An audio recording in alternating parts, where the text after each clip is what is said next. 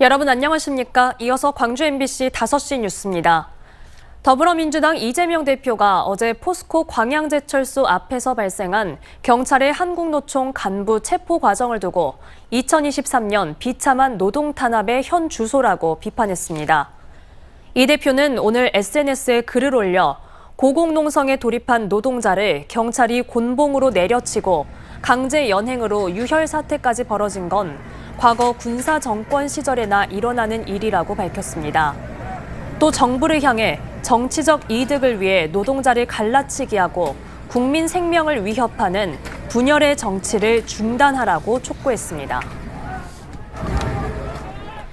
비수도권 대학의 경쟁력 강화를 위해 국비 1,000억 원을 지원하는 글로컬 대학 30사업에 광주 8곳, 전남 7곳의 대학이 신청한 걸로 집계됐습니다. 광주의 경우 지원 가능한 17개 대학 가운데 8곳인 전남대와 조선대, 호남대와 광주대, 광주여대, 남부대, 송원대, 광주교대 등 단독 신청했습니다.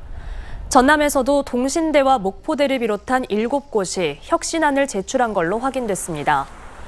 교육부는 내부 혁신성과 성과관리, 지역적 특성 등을 반영해 이달 중순 전국 15곳의 예비 지정대학을 선발합니다.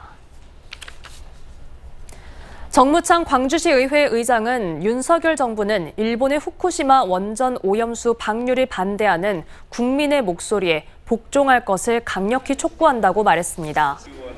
정 의장은 오늘 제317회 1차 정례회 본회의 개회사를 통해 국민의 85%가 원전 오염수 방류를 반대한다는 조사 결과가 도출됐다며 현재는 물론 미래 세대의 생명과 안전에 직결되는 중대한 사안인 만큼 국민의 뜻에 따라야 한다며 이같이 강조했습니다. 광주시 의회는 최근 후쿠시마 원전 오염수 방류 규탄 결의안을 처리한 바 있습니다.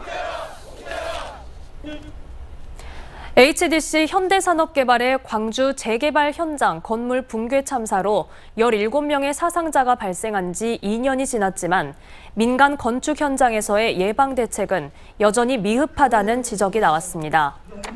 박미정 광주시 의원은 오늘 시의회 본회의 5분 자유 발언을 통해 전국 건축 허가 가운데 80%가 여전히 건축주가 직접 감리인을 지정하고 있다며 지역 건축 안전센터 설치 의무가 확대됨에 따라 광주시도 현장에서의 안전 불감증, 이른바 휴먼 에러 방지 대책 수립에 만전을 기해달라고 주문했습니다.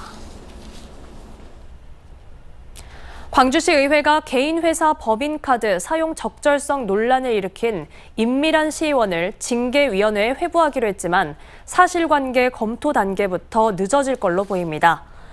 시의회는 오늘 제317회 1차 정례회 본회의를 열고 의장 직권으로 임 의원에 대한 징계를 회부했지만 윤리특별위원회의 임기가 오는 20일로 종료됨에 따라 임 의원에 대한 조사는 특위 재구성 후에나 가능한 상황입니다. 한편 더불어민주당은 윤리감찰단을 파견해 임미란 의원에 대한 조사를 진행하고 있습니다. 2023 광주 디자인 비엔날레 성공 개최를 위한 제1차 자문위원회가 오늘 광주 디자인진흥원에서 열렸습니다. 광주 디자인 비엔날레 전임 총감독과 학계, 언론인 등 각계각층 전문가들로 구성된 자문위원회는 성공적인 전시 개최와 향후 발전 방향에 대한 의견을 청취하고 공유했습니다. 한편 제10회 광주 디자인 비엔날레는 오는 9월 7일부터 11월 7일까지 광주 비엔날레 전시관과 광주 시립미술관 등에서 열립니다.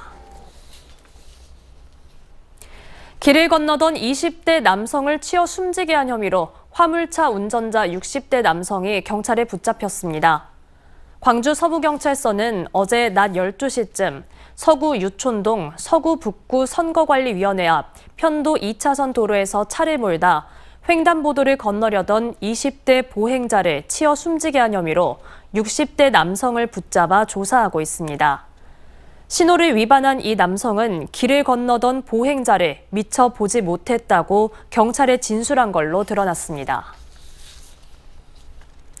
고속도로 출구에서 갑자기 멈춰선 탓에 뒤따르던 운전자를 숨지게 한 혐의로 50대 남성이 경찰에 붙잡혔습니다. 언제 어디서나 내 손 안의 뉴스. 광주 MBC 뉴스 유튜브 구독으로 함께하세요.